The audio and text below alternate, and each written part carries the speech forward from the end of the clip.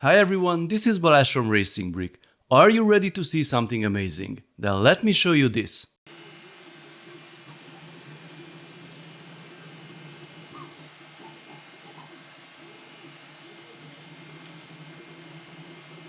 Did you see that? No, I didn't speed up the footage. This is what you can see live on the printer. Let me show it again.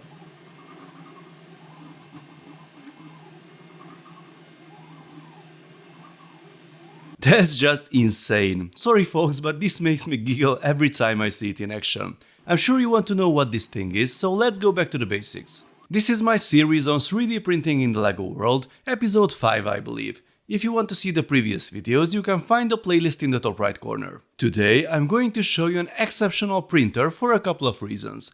This is the FLSUN V400 and it's a real beast. It has a huge print volume of 30 by 40 cm, a magnetic build plate, and an insane print speed of up to 400 mm per second. For most people, that's just a number without a reference, but you could already see what that means in reality.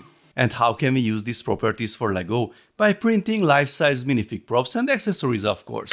Before we begin, here's my usual disclaimer. This is not a traditional product review, I'm not an expert, but I'm sharing my experiences with different technologies to see how they can be used in the LEGO hobby world. The FLSUN V400 is huge. I forgot to film the box, but you can see all the pieces scattered on the floor and on my photo table. Despite the size, assembly was surprisingly simple and straightforward. I think we did it in about half an hour. This thing is really huge, I was a bit worried if it would fit under the ceiling here. Let's fire it up. We have a separate 7-inch touchscreen interface that runs the Clipper firmware. 3D printing enthusiasts will be happy to hear that. To start, there's an automatic calibration sequence that requires you to attach a special tool to the printhead. Now we can install the roll of filament that comes with the printer. Yes, I need something to climb up there. The printer has a filament detector. It's a little difficult to push the filament through, but once you got it, the process is quite simple. Let's take a look at some stock objects we can print. We have a rabbit here, I think my daughter will like it. The first few layers are slower, but then boom, the race begins.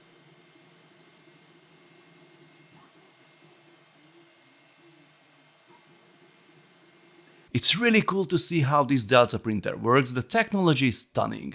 The printhead is controlled by these 6 seemingly weak rods on ball heads, and yet we have very impressive speed and precision. A little more than 30 minutes and our rabbit is ready. Now let's try something bigger, giant nuts and bolts. This one took me almost 2 hours, but just look at the size of these things.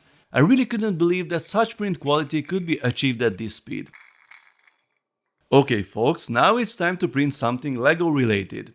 Most of these files are from Thingiverse. I've created a collection you can check out, you will find the link in the description. The first attempt is a lightsaber. It needs to be assembled and doesn't need any support to print.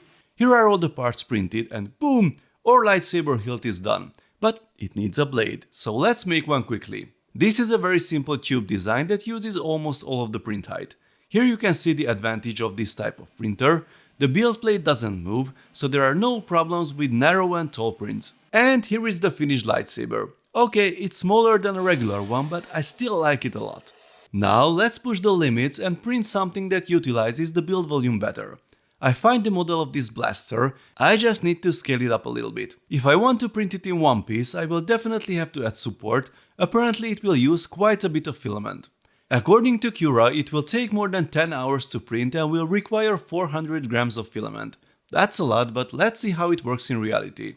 Okay, this amount will require some planning. Luckily, this filament roll has a handy little chart that shows you approximately how much filament you have left. That should do it. The process starts with the large support brace and the small part of the blaster. Now, halfway through, the structure is much larger. I really like these organic support shapes, they look pretty cool. And we are done. It was more than an hour faster than the slicer's estimate, impressive. Just look at how big this thing is. I will wait a bit for the platform to cool down, then I can easily take it off, like this. So we have a little bit of stringing up there, but otherwise it looks pretty cool. Removing the support seemed challenging at first sight, but after a few tries, the largest chunk separated quite easily.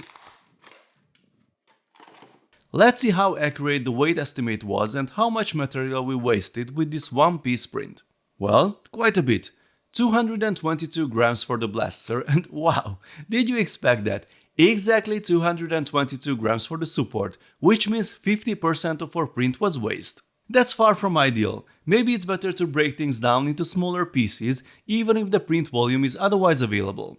I'm trying to get rid of those strings quickly with my heat gun. It's much better now. This is a cool blaster. So let's look at another test, but this time with an object that is broken down into smaller segments and requires way less support. Here's the classic walkie-talkie, which is supposed to be life-size according to the description, but by my measurements it would have to be much larger to fit comfortably in my hands.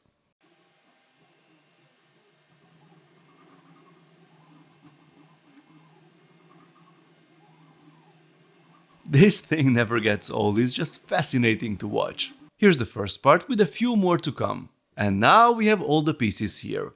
Originally it had holes for little filament pieces for easier alignment, but now it's twice as big, so I'm going to align it manually. A little glue here and there, and the walkie-talkie is finished. We didn't have to waste filament to support it, which is good, but at the same time the seam between the two sections is quite visible, so as always there's a trade-off. And now for the last piece, let's try to use the entire print surface. I found this classic construction hat that I modified a bit, let's see how it works. Almost 10 hours later, our hat is ready.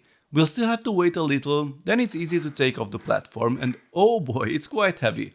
Almost half a kilogram with support, that's a lot of filament.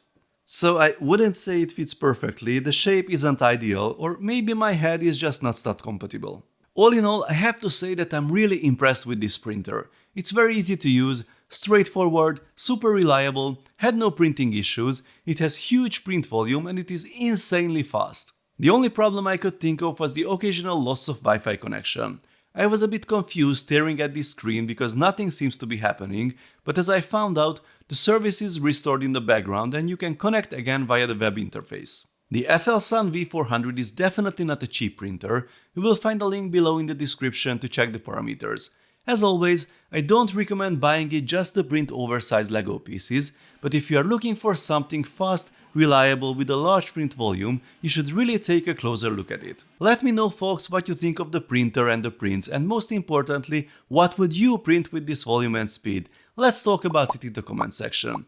If you enjoyed this video, then please give it a thumbs up and don't forget to subscribe with notifications as more exciting Lego videos are coming soon. See you next time, bye bye.